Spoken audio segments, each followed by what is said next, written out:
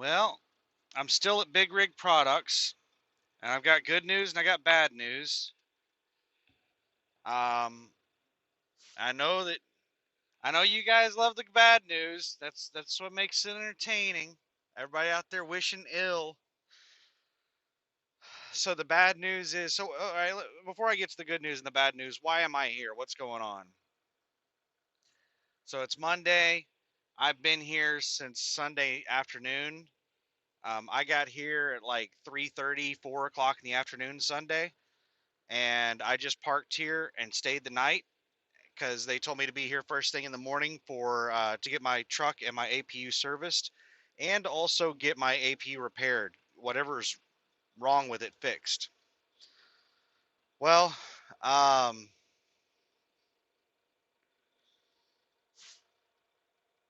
they, I got here at 8 a.m. I was here overnight, so I walked up at 8 a.m. Just checked in with them, just said, hey, just checking in, let you know, make sure you know I'm here. Just let me know when you're ready for me. And the head mechanic Trey told me that he was unaware that I was going to be here today. Um, and all their bays were full of trucks, so they're like, it's going to take a while for us to get a spot for you to come in. So I was like, all right. So I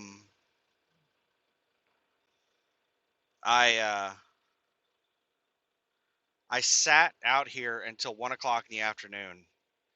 It was like 12:50 or something like that. Roughly 1 o'clock in the afternoon, they finally got me in, and they PM the truck, and they started to PM the APU, and the guy started draining the oil. And I told him, that there was an issue, we need to repair it as well. And when they started draining the oil, he said nothing but coolant was coming out. So Trey came over and told me that my head gasket, or I forget what the block, or I think he's talking about head gaskets. I'm not a mechanic. I'm not, into that kind of stuff. He basically told me I had a head gasket that was cracked or blown or something.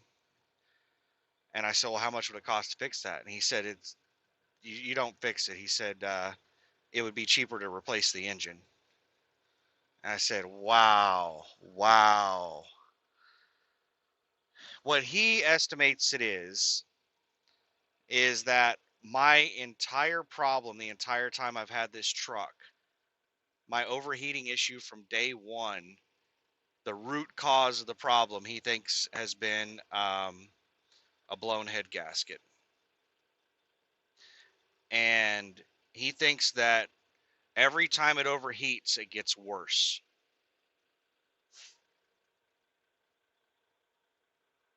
So now it's to the point where the thing will barely start. It will barely run when you can start it. And he told me I basically need to replace the thing.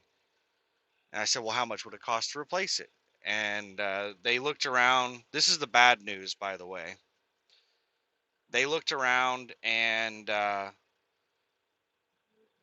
they had a used carrier APU, and they said fully installed, um, just to swap out the engines, uh, would be roughly $1,500, $1,500 to $1,700. He said.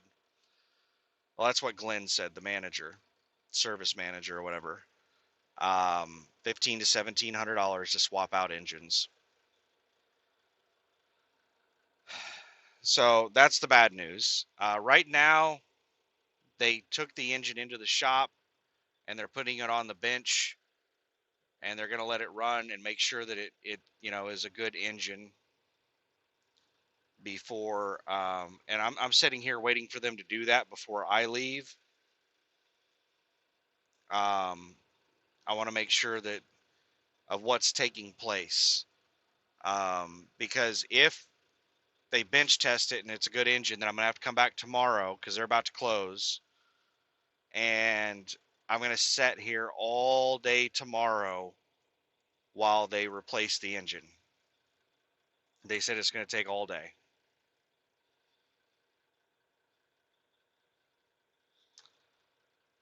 So,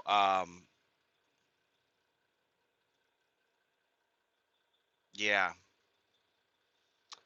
I'm a little bit bummed out about that because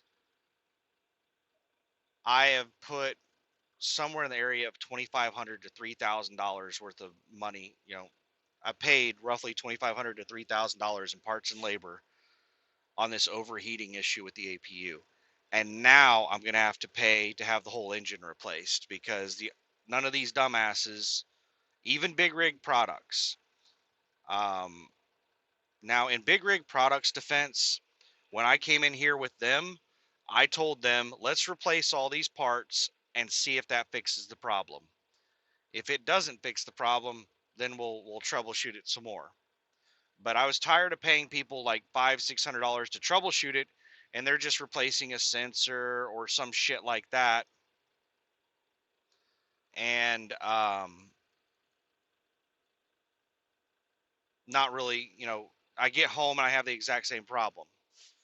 So I wanted to replace the whole coolant system. So that's what we did last week here at Big Rig. It cost me $800 to have, the water pump and everything replaced. The water pump, thermostat, I forget what all else, fan belt replaced. And now it looks like we're going to have to replace the whole engine. And if I would have had a competent tech the first time that would have found the root cause of the problem instead of, just fixing symptoms, they probably could have found the root cause of the problem if they would have just done a pressure test. That's how they found my injector cup issue on the main engine, was they did a pressure test. Nobody's ever done a pressure test on the APU. And I'm pretty sure that this is something that would have been found with a pressure test because coolant was leaking into the oil. So whenever they opened up the oil to drain the oil, there's just a bunch of coolant that came out. And okay, so that's the bad news. Let's get to the good news. So to get to the good news, I need to, retrace. I need to take you back to when I first got the truck. I bought this truck in Fargo, North Dakota. And when I was driving it from Fargo to West Memphis, Arkansas to get, stickers and everything put on it at the USA Truck Terminal, West Memphis, I noticed that it was a little low on on oil. And I was trying to say fill it up before I finished my other sentence. So I stopped and bought oil to fill it up, to top it off. And it was really low on oil. It was like 3/4 of on the dipstick. It was like 3/4 on oil. So I was like, man, it needs a lot of oil. Um, and my Kenworth, whenever it was low on oil and it was down to like 3/4, it would take a full gallon to get that last 3/4 in my Kenworth. I can't remember what engine that thing had in it. I want to say it probably had a Cummins in it. So I bought a gallon of oil and I put half the gallon in, and then I checked it again and it was way overfilled. And I was like, shit. I was like, well, it's not, I mean, it's overfilled, but it's not so bad that it should like crack the block or anything crazy like that.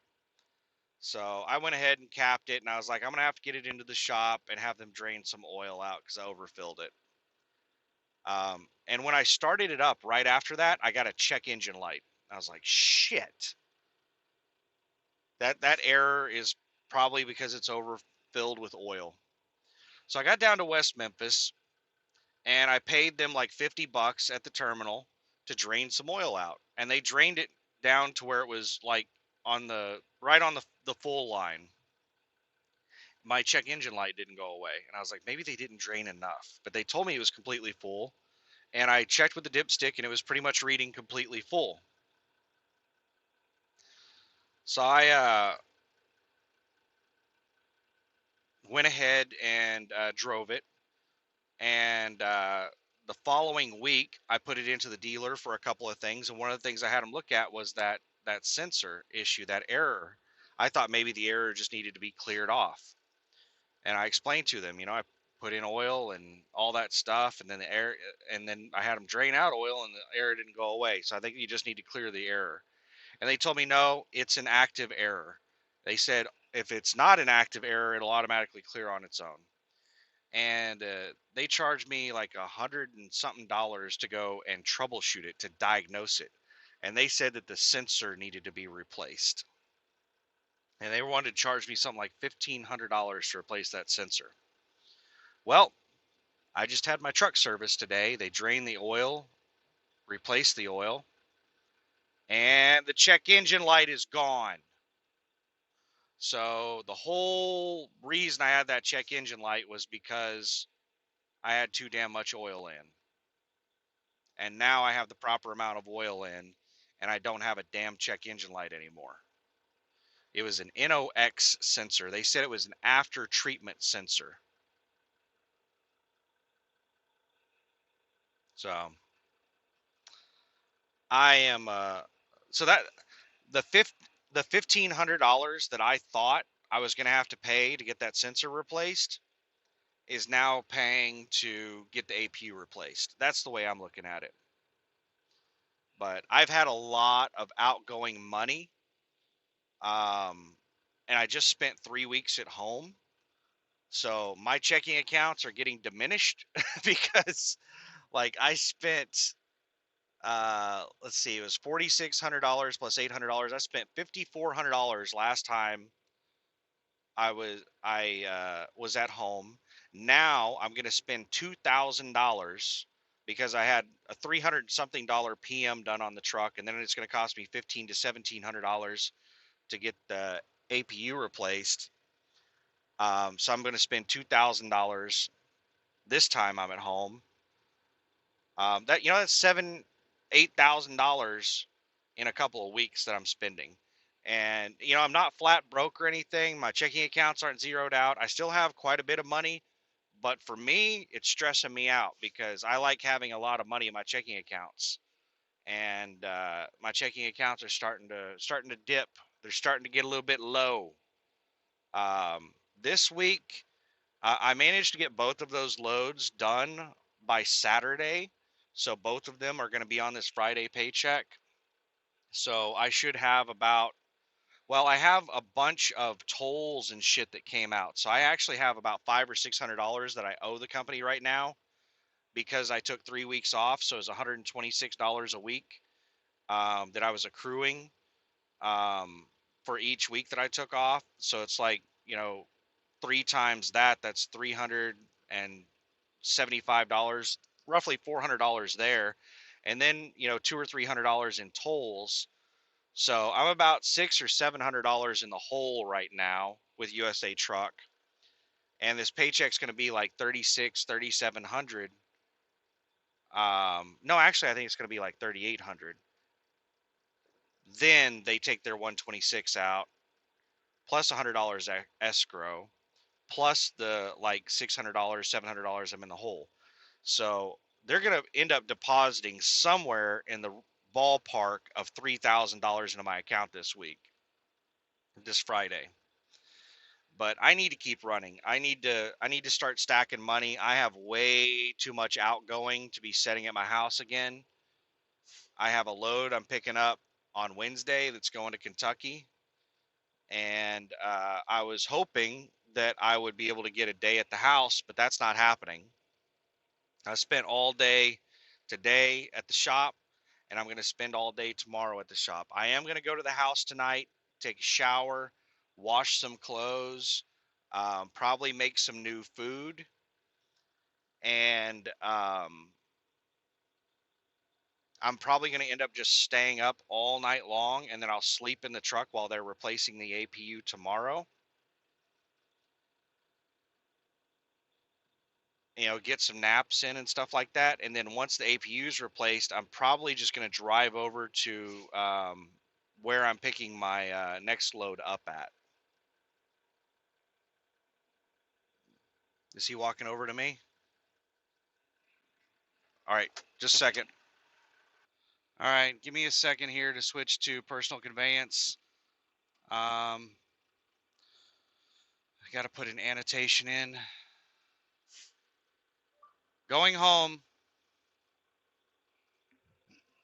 It's 4:25, so I'm going to have to deal with a little bit of rush hour traffic. We're going to make this a driving video. Let's get the lights on.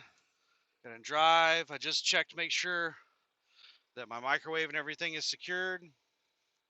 So they fired up the APU in there, and it does run. It fired up right off the rip.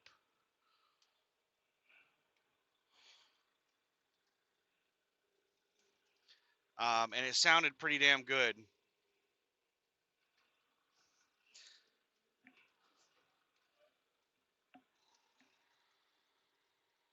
So I'm gonna go ahead and head to the house, and like I said, shower,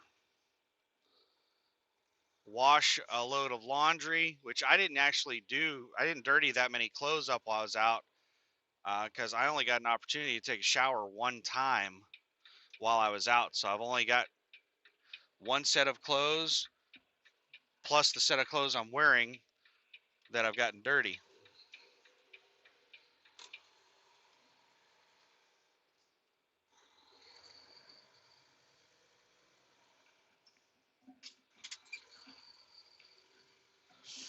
Yeah, I'm not 100% sure what I'm going to do, but they said they're going to start working on it first thing 8 a.m. tomorrow. I'm not 100% if I'm going to go back home after that. Most likely I'm not. Oh my goodness, that is a rough railroad track.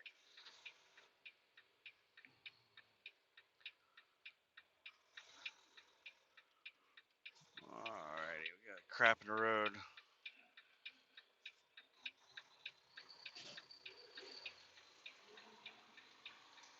So we're probably going to hit some nasty traffic. I'm not really sure what route I want to take right now. I'm thinking about it. I'm trying to decide if I want to take 35 or the 240. Um, we're on the 240 right now.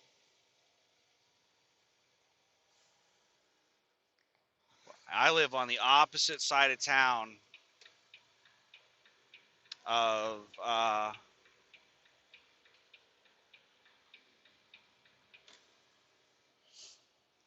where I'm at, Big Rig Products. This is southeast town. I live in northwest. So the 35 junction is in a mile. Let me see what Google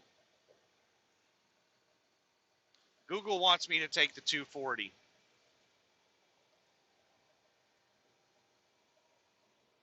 Google wants me to just stay on 240. Both places back up right around the I-40 junction. So the 240 and I-40, where they meet at, it backs up on both of them. The 240 backs up and the I-40 backs up. So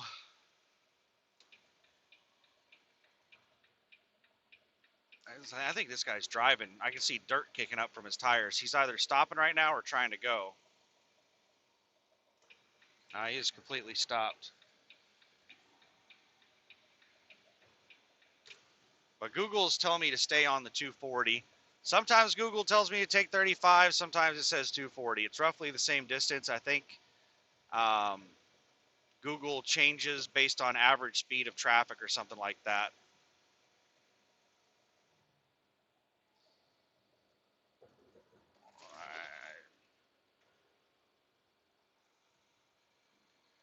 All right, people, you have your own lane.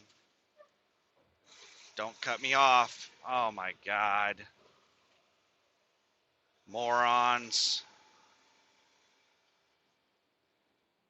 It's the reason you have to watch out for these dumb shits. They don't, like, they can't read signs and shit and see that they have their own lane.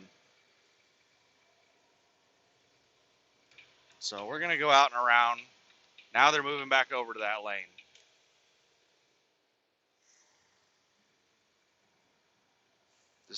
fucking cut me off going like 20 miles an hour slower than me because they're idiots.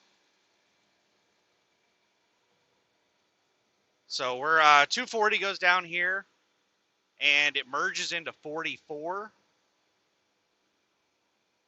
and there's going to be a little bit of a traffic jam there, and then it goes across I-40, and there's going to be a little bit of a traffic jam there, and then 44 and Hefner Parkway split. Like 44 basically turns into Hefner Parkway. It's Hefner Parkway if you keep going straight, and 44 if you go to the right.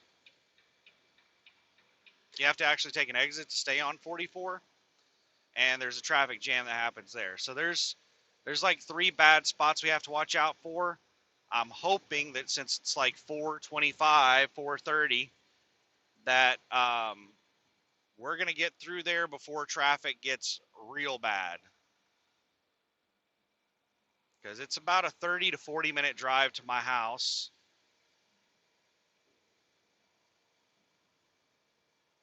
I think it's 22 miles. Now, my car, I could probably do it in like 20, 25 minutes. I don't know what kind of time I'm going to make in the truck here. I want to be in this lane. I'm going to go out and I'm going to go around this car, but I want to be in this lane whenever we intersect with 44. Because what's going to end up happening is this center lane is going to be the far left lane when we intersect with I-44. That left lane is going to be an exit only, and the right lane is going to be an exit only. This center lane is going to be the far left lane. I'm actually, whenever we intersect with 44, I'm going to want to get over one lane to the right. So this is the lane to be in right here. And it's not very far until we get to the split. Yeah, going to be dropping a lot of money this week. I wasn't expecting to drop this much money. I was expecting, $320 for PMing the truck, and then $75 for PMing the APU. And then I thought they would probably, if it was a minor repair, they would do the repair for free, since I've already paid them $800 to fix the damn thing, and I think it was caused by overheating, which was caused by air in the lines. But now this explains part of the reason of why they had such a difficult time getting air out of the lines, was because there was a leak. So this is where the right lane exits only.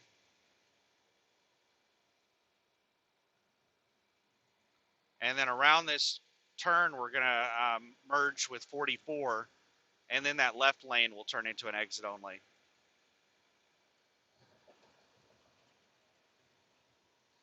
And the dumbass box van that I passed earlier that was going like 50 miles an hour, he's in the left lane right now passing me.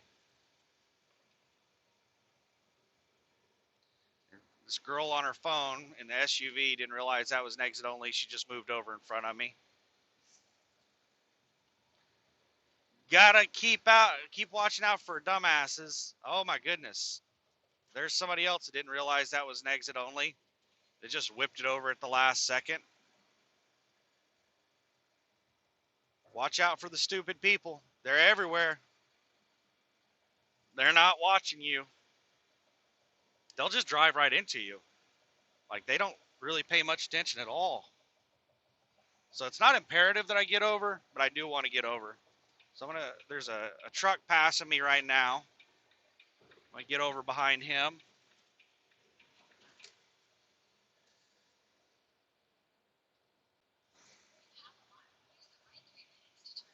And look at all these dumbasses that don't realize what's going on over here to my left.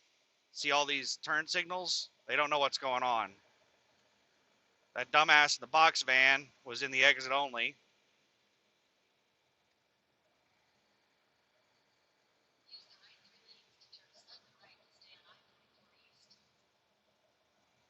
And we're just going to chill in this lane until after the I-44 Hefner Parkway split.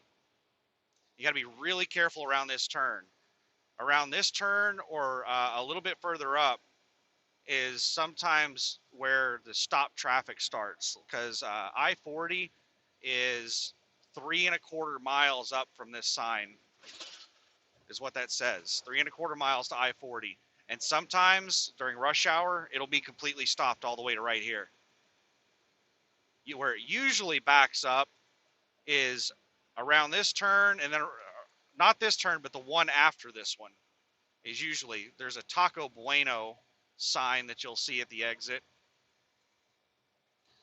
And that's usually where, like, you'll come up over this hill and then you'll see traffic completely stopped around this turn up here underneath that bridge. Not that bridge right in front of us, the walking bridge, but the real bridge that's where that exit's at. And it looks like we're good. It's not backed up, which is awesome. It looks like we beat rush hour traffic. There's only one more really bad spot, and that's at the 44 Hefner Parkway split. Right here is usually where it's completely stopped. Like, this is right about the point where it backs up to. Just everybody go ahead and pull in front of me.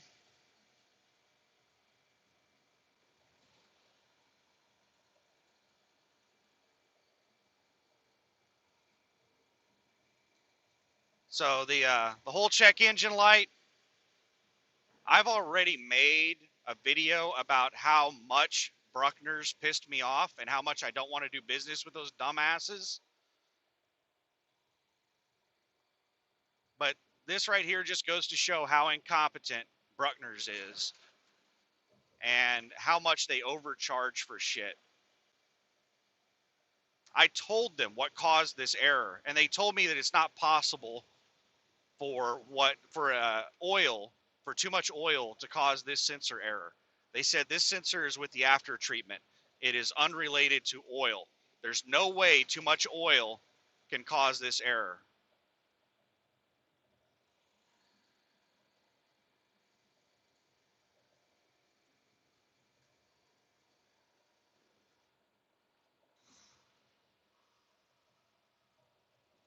Gotta watch out. We got left and right exits, and Oklahoma does not do a good job of putting up adequate signs in advance. So, I mean, people are stupid in the first place. People can't drive for shit in the first place. And then on top of that, you have inadequate signs.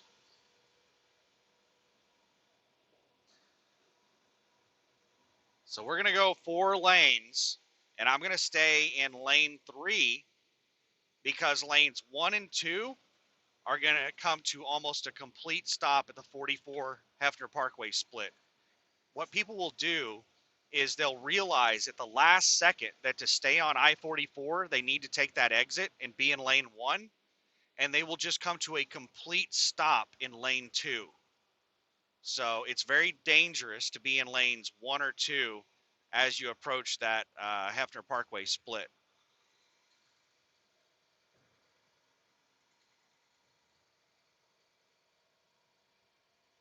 So we made it past I-40. The Hefner Parkway split is just a little ways down the road. I don't know, about 3 or 4 miles.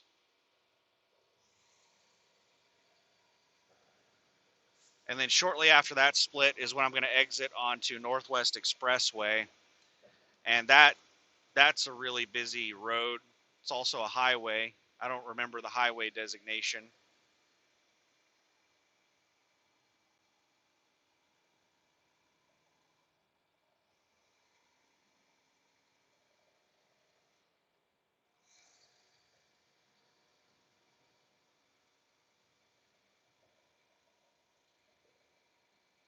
Yeah, just pass me and then move right over in front of me going the same fucking speed I'm going, but just kill my spacing.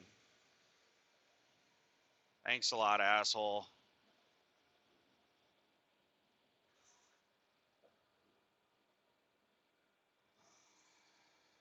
Hopefully this dumbass realizes how slow this lane is going.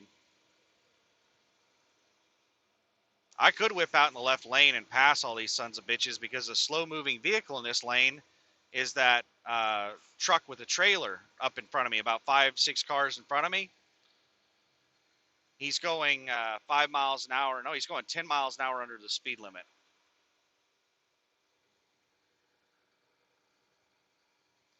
Now, right around here is where you have to be really careful of brake lights. Not this turn, but the turn after this is usually where it backs up to.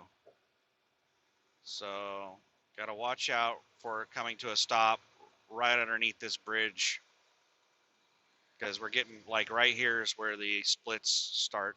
Yep, see, lanes 1 and 2 are coming to a complete stop, and there's probably people in lanes 3 and 4 that need to take this exit, and they're going to do really stupid shit here in a minute.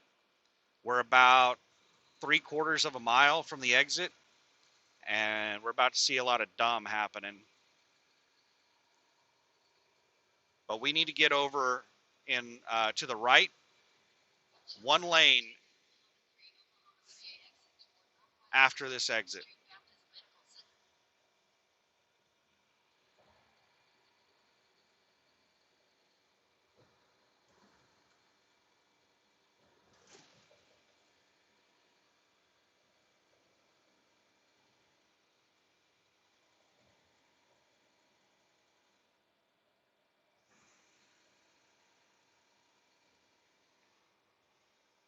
All right. Now we're going to try to get over to the right. We got somebody that's just loitering next to us right now. We're trying to slow down to let them by.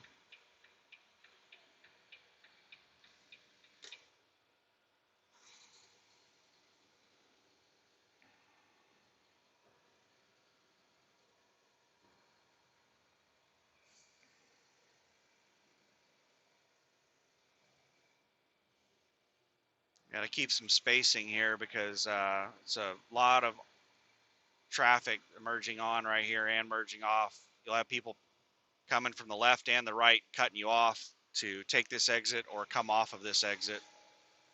But I'm taking the next exit after this one.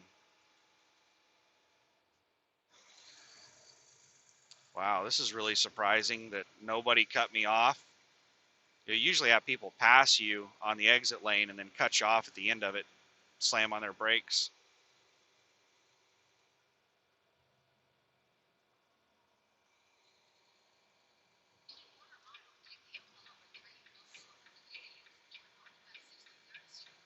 And a lot of people take this exit that I'm taking and they don't pay attention. So you're going to see people at the last second probably jumping for this exit.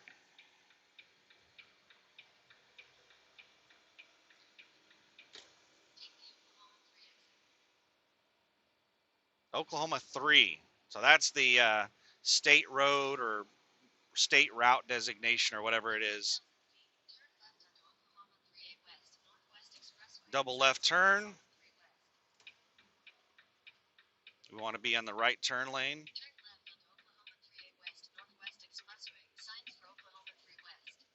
I don't know if this person actually needs to go to the right or if they just still have their signal on from when they took the off ramp. So we're going to find out here in a second whenever the cars start rolling.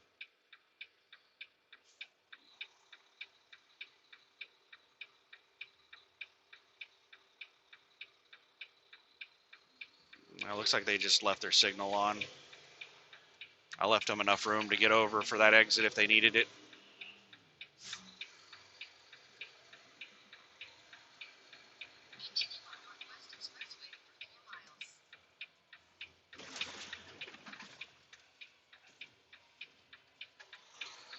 And see these stupid fucking idiots like that? Didn't turn into the correct lane, just cut across 3 fucking lanes from the far left lane. That is so stupid and dangerous.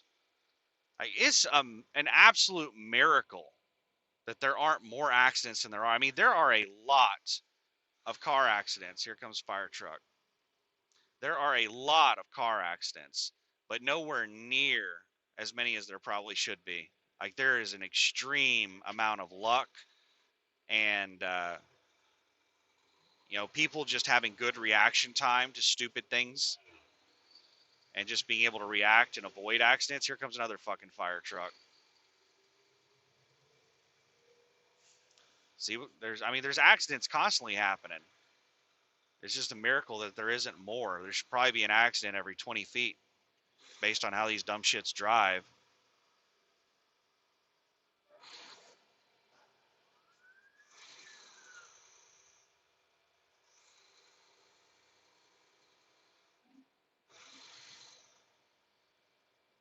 And we're going to take this road for a while. It's like 5 miles or something.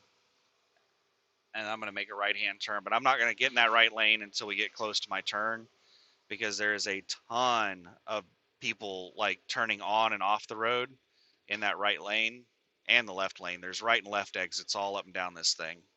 It's a really busy part of town. There are tons of businesses, tons of restaurants. There's like 3 Taco Bells within 5 miles of each other up and down this road.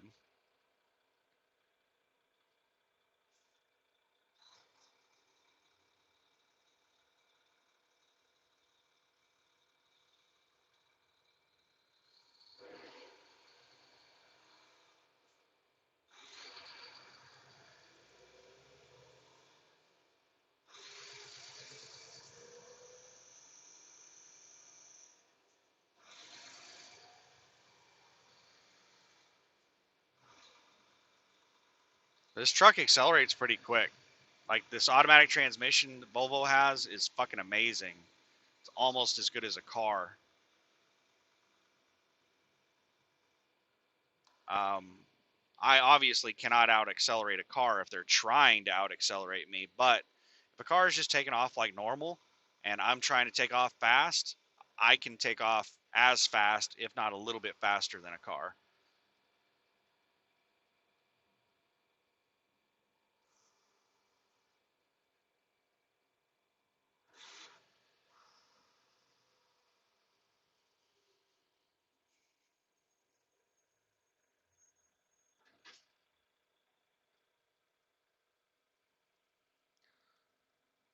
Stop and go. Ambulance just threw their lights on. They're heading in the same direction as those 2 fire trucks.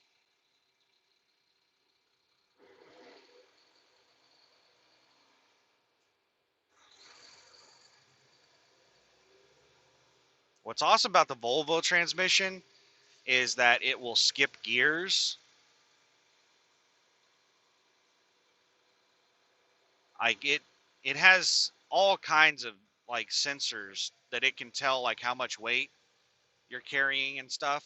Like, if I'm really heavy, it'll want to start in like first gear or second gear. And it can tell by the airbags. There's some kind of airbag sensor or something.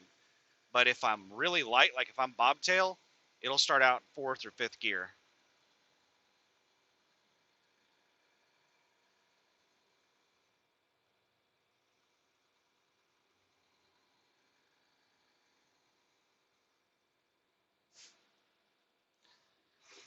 Well, tomorrow I should have a fully functional APU. It's going to cost me a lot of money, but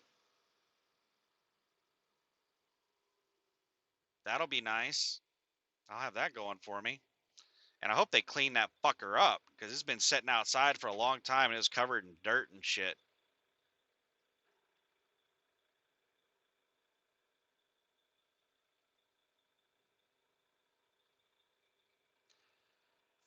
And he said that it fired up like first try. He didn't have to do anything with it. It just like fired right up. And they're going to go ahead and service it. So a service is going to be included in the price. I would keep the entire old APU for parts if um,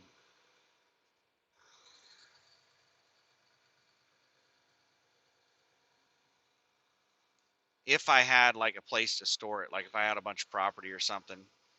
But man, I don't have a whole lot of storage. I would have to put it on like my back porch or in my garage or something, and it's not worth it to keep it. I did ask Kim to take off the water pump and the thermostat and the belt that we just installed, and I was going to keep those as spares.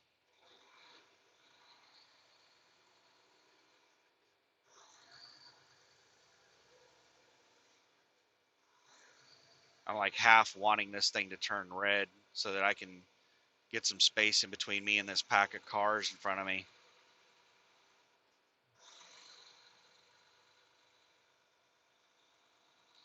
All right, I think this is the last major light before I need to get over in the right-hand lane, if I remember correctly.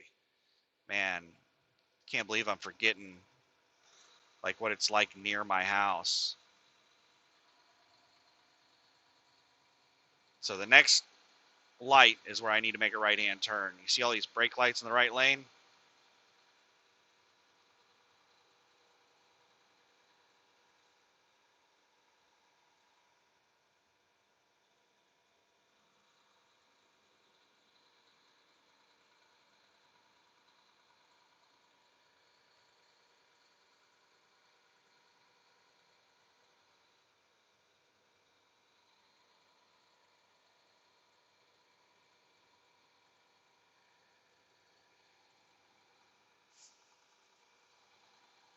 Here in just a minute, I'm going to start trying to move over. I just don't want to move over behind somebody that slams on their brakes to take a turn.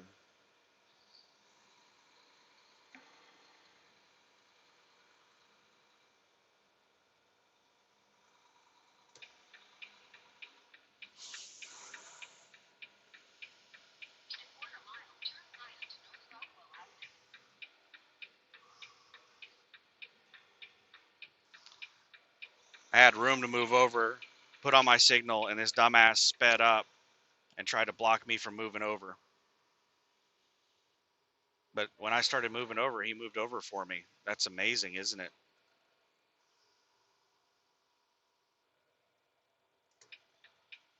Come on, Jeep. Go ahead and pull out.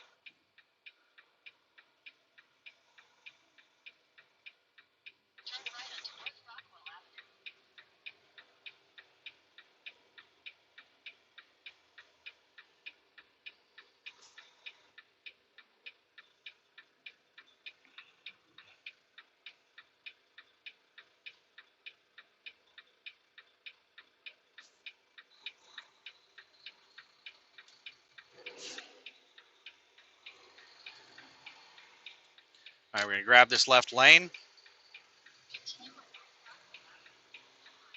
because we're going to be making a left after the next light.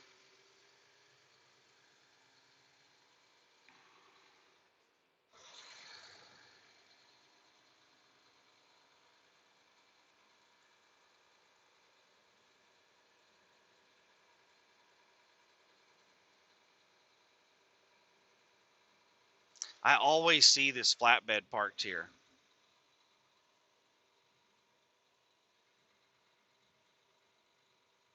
He takes as much time off as I do.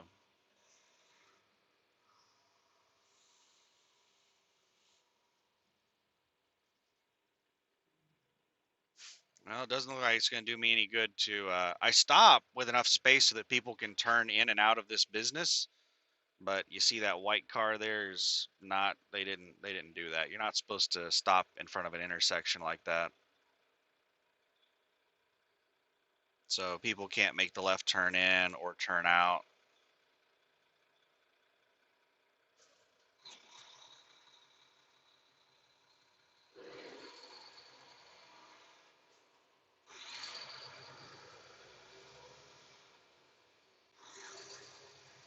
And I want to throw on my signal here pretty quick. Let people know that I'm going to be making a left so that they can get in that fucking right-hand lane.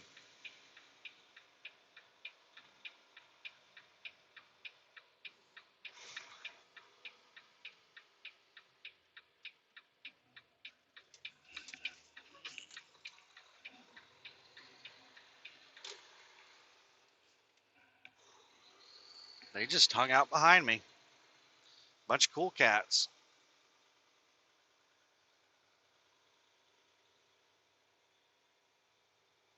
Oh, and this street right here is a main cut through. The neighborhood north of me, they go like 50 miles an hour down this road. They'll cut through on this road instead of staying on the main road and driving up to their neighborhood. They exit onto this road and they drive like 50 miles an hour on this road to get up to their neighborhood. If they drove the speed limit of 25, it would not be worth it to drive through this neighborhood. It would just take them too damn long. And I have to swing into the left lane around this corner because the trees are not cut back.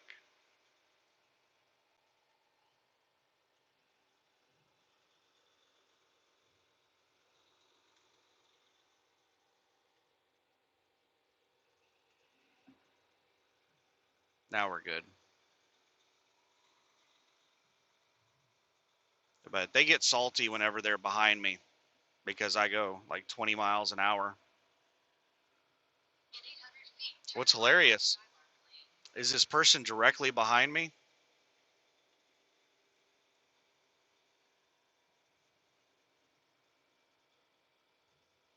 Um, they actually knocked out this light pole to the left. I can recognize the car.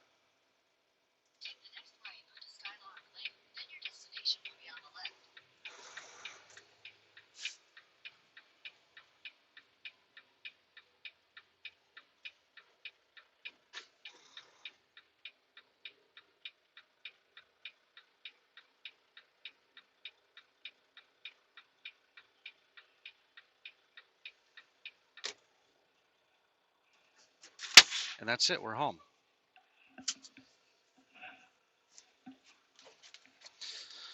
Um, I'm gonna wash some laundry and do some stuff. Thanks for watching. I'll probably make videos tomorrow. Because I'll be sitting at the shop all day. Have a good one. Bye.